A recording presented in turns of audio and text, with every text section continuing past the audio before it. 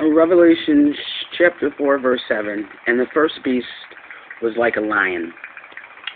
Lion refers to Christ. He is the lion of the tribe of Judah.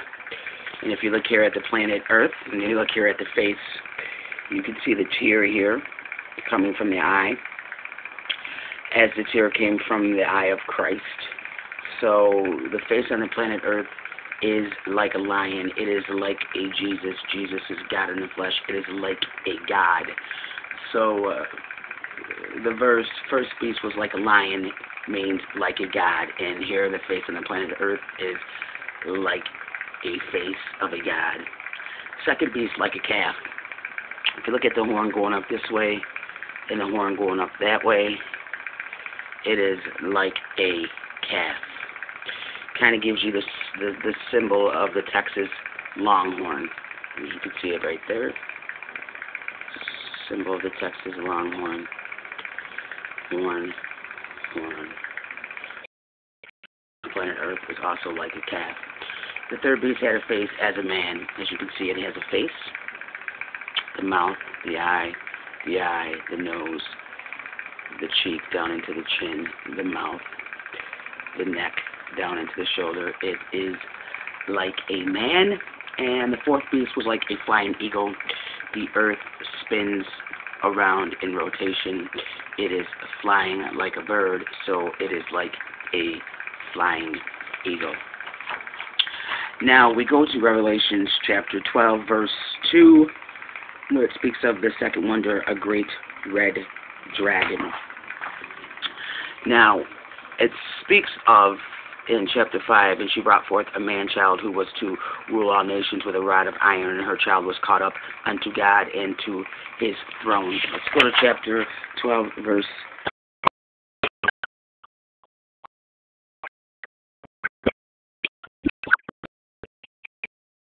The great red dragon is none other than Pakistan. If you go to your map, Pakistan is shaped like a dragon, having 7 heads, 7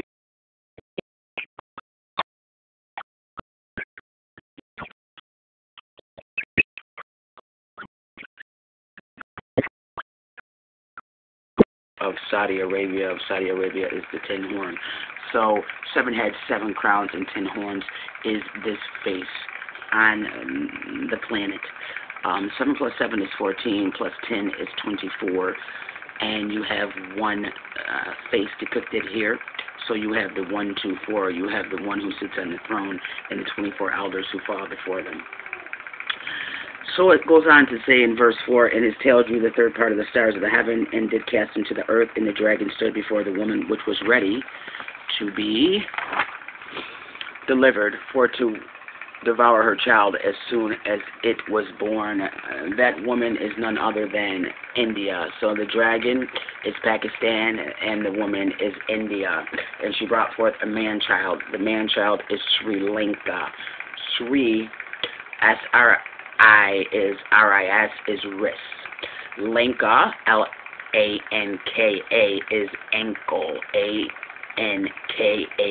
So wrist and ankle refers to the crucifixion, Christ's feet and hands nailed, or wrists and hands nailed. So Sri Lanka represents Christ, the man-child, who was to rule all nations with a rod of iron, and her child was caught up unto God and to his throne.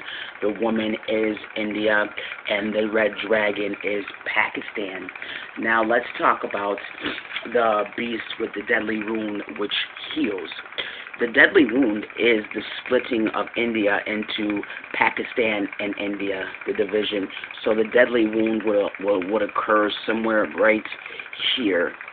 This would be the deadly wound. Now, this is a horn, but the horn also represents a ear on the face of this individual, this thing, this person on the earth. The ear was cut off by Peter. So The Roman Catholic Church is built on the rock of Peter. So the sword of Peter is the rock of Peter, which causes the deadly wound here on the beast, which is the separation of India into Pakistan and India. The rock of Peter is the sword, and it inflicts the deadly wound. The rock is also a pebble. This is the pebble of David and Goliath. So this would be the head wound that Goliath took or suffered from David. The pebble is also the seed, which is the seed of David, and the seed of David is Jesus. So this is the deadly head wound that the beast has taken from Jesus. Told you the wound is the separation of India into Pakistan and India. It is the splitting of the country. The healing of the wound is Pakistan and India coming back together again. It is a peace treaty between India and Pakistan. This is the healing of the deadly wound. If you were to look at this photo from the side, and you were to put all the continents and land masses together, it would form a Roman soldier's helmet around the face of this being, which is the Roman soldier whom Peter cut the ear off of.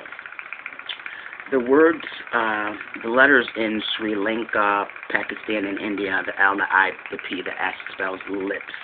Lips refers to the kiss. Kiss refers to betrayal. He was betrayed by Christ. Kiss also refers to making up, which refers to the peace treaty. Refers to Pakistan and India kissing and making up. Kiss also refers to a wedding. The word dragon, the letters spell Gardon, G-A-R-D-O-N. The garden refers to the Garden of Eden, which was red with the blood of Abel, and it was red, the Garden of Gethsemane, where Christ prayed so hard he sweat droplets of blood. So the dragon, the garden, refers to red. Red refers to the female and her menses. So Pakistan is the bride. India breaks down into I-N-D-I-A. We put one I here and one I here, and we put the letter A, and then it leaves the letters U and P. So we have this with the letters U, P.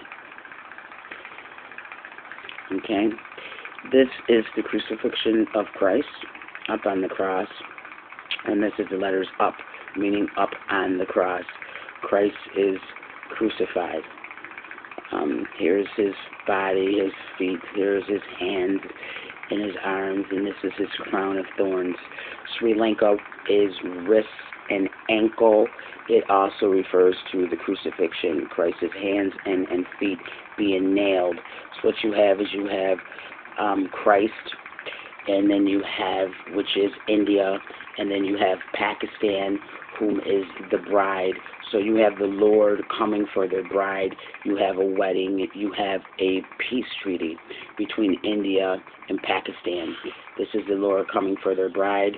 This is the healing of the wound of the beast who suffered the head wound.